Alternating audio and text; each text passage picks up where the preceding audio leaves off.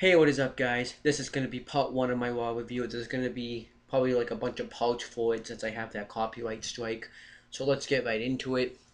This RAW was actually a really good RAW. I liked RAW this week. Daniel Bryan got a lot of TV time, which is great. They didn't.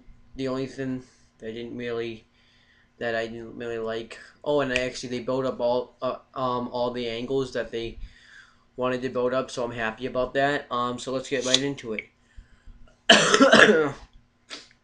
um, so this Raw happened on July 20th, 2nd, 2013. We get JBL, Michael Cole, and Jerry the King Lawler on top commentary. Then it tells you what's going to happen with the Daniel Bryan, John Cena, and CM Punk Brock Lesnar rivalry. And then we get the contract signing for the WWE Championship match. Of course. What is there to say about this contract signing? Brad Maddox introduces Cena, and John Cena says that he picked Daniel Bryan because the fans wanted to see Daniel Bryan wrestle for the WWE Championship. Brad Maddox is like, but John, isn't Daniel Bryan too small? He's not stable? He's kind of putting Daniel Bryan down, saying that reasons why he shouldn't get the WWE Championship match.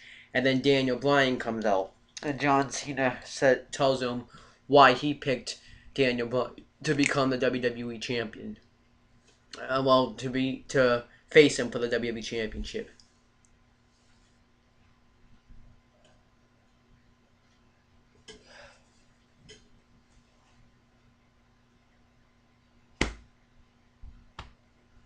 I'm sorry about that. And John Cena said because of his ability and his talent, because people put him down because of his size. And it was kind of like that kind of when Hogan was around and Ultimate Warrior and who else? Savage kind of was one of those big guys. Andre the Giant. They were always the ones that were getting the WWE Championship. But then finally, Bret Hart wins the WWE Championship. Well, the WWF at that time.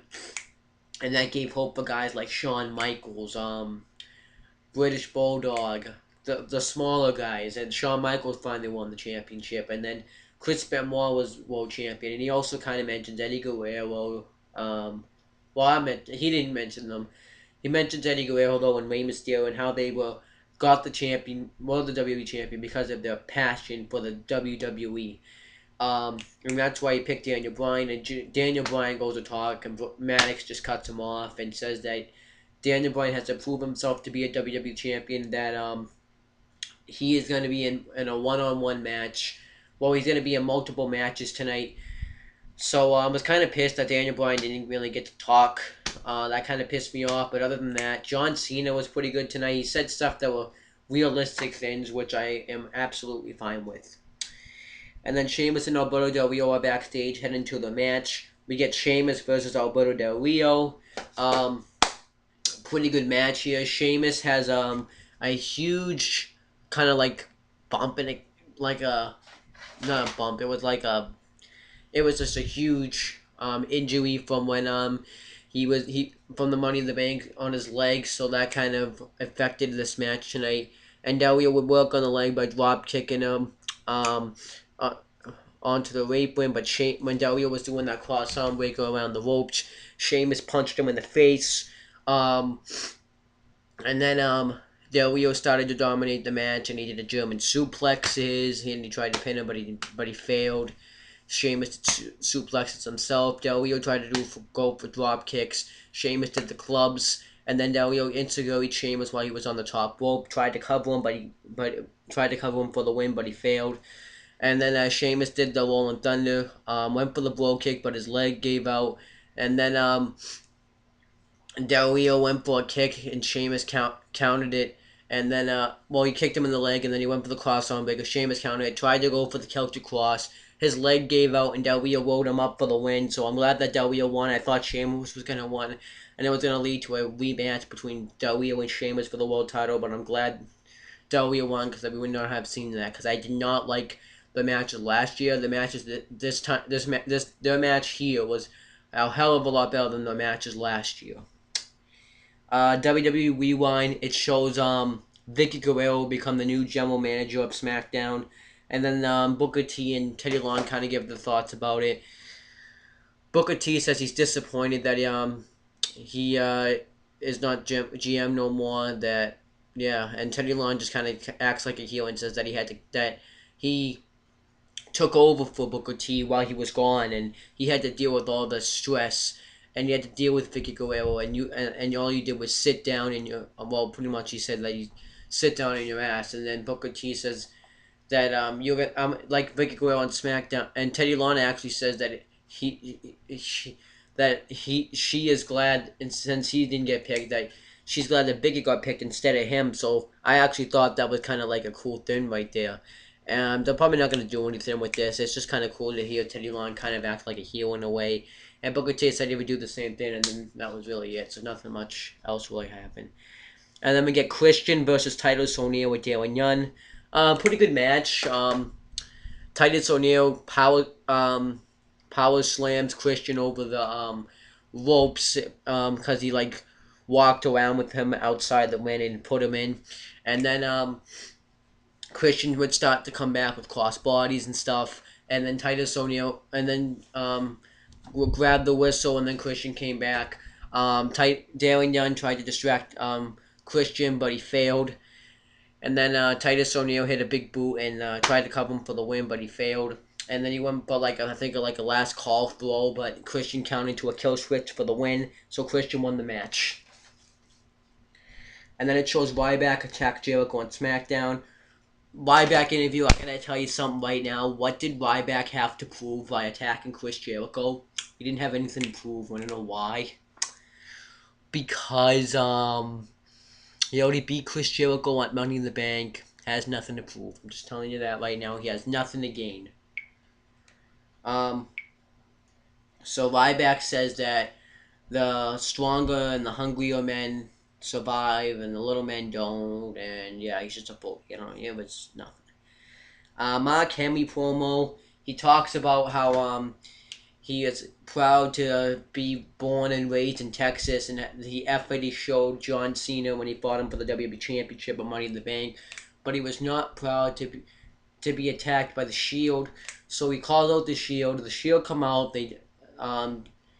Henry tries to fight him, but the Numbers Gang catches up to him. The Usos come out and fight off the Shield, and then that was it. It's probably going to lead to like a 6-man tag, maybe at SummerSlam between the Shield, versus Mark Henry and the Usos.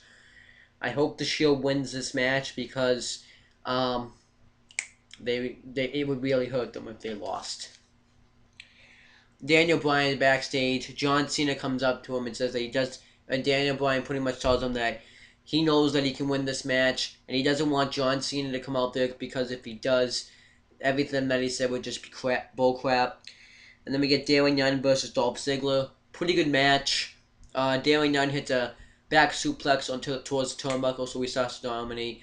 Dolph Ziggler starts to come back, and Dalen Young goes, I think, for a back German suplex, but Ziggler counters and hits a zigzag on him for the win. And then Big E Langston tries to come out and attack Ziggler, but Ziggler uses his quickness to get away. Then we get a SummerSlam ad, and then we get Miz TV with Total Divas contestants at wins talking about the whole thing. It was shit. It was a waste of time. Miz just had Lawler came in. One of them slapped him. Waste of time. But I will say that The Miz is now the host of SummerSlam. Like anyone gives a crap. Then we get...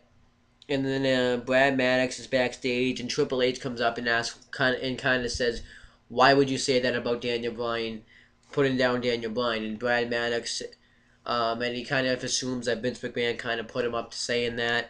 So he says that, he says that if there are two trains, one goes to your future, one goes to a dead end. You choose what train to go on. Stephanie McMahon says that she has a way to help Brad Maddox get out of the Triple H and Vince McMahon stuff, and she just says the end of the train. This was just nothing. And then it shows everything that the Wyatt family have been doing since they debuted. Then we get Fandango versus Cody Rhodes with Damian Sandow on commentary, and it shows a SmackDown ad and WrestleMania 30 contest. I guess you can like do Make a Wish Foundation stuff. I don't really know what it is about, but they're probably gonna show it again. It was an okay match.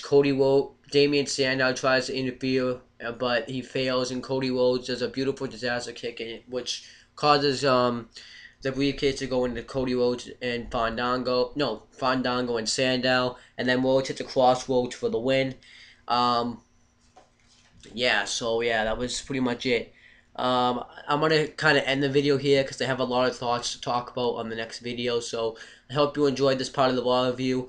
So far, I'm gonna tell you this right now that this part I liked Titus O'Neil versus Christian, Darren Young versus Dolph Ziggler. Um, what else? There was something else I liked. I didn't mind Sheamus versus W, and I liked the contract signing. So this part of Raw is good. I'm gonna give my thoughts out now on the next part. I just have a lot to say about this part.